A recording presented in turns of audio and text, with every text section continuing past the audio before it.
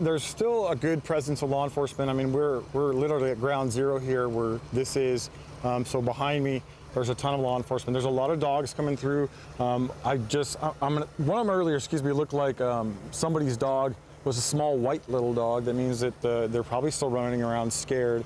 That may have been a homeowner's dog because it looked like it was just on a standard leash. But back to the home here that was impacted. I mean, you can start seeing now with the sunlight coming up. I'm going to go up to the second story here, which looks like little pieces of white debris, and I'm going to bet at that high, it's got to be pieces of the plane to some respect.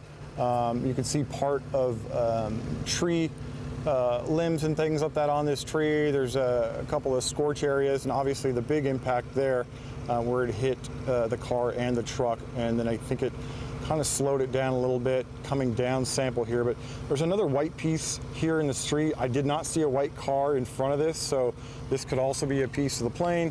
I see another small piece here by this fire hose here too, but let me get you to the actual impact point once again so you can see where it landed and where it ended up.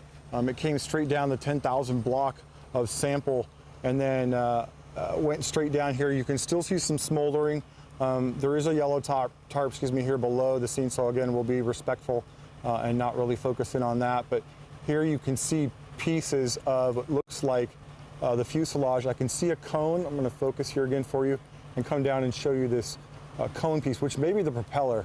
That's usually indicative of what the propeller is. So I'm going to bet this was some sort of prop plane, maybe a Cessna style plane.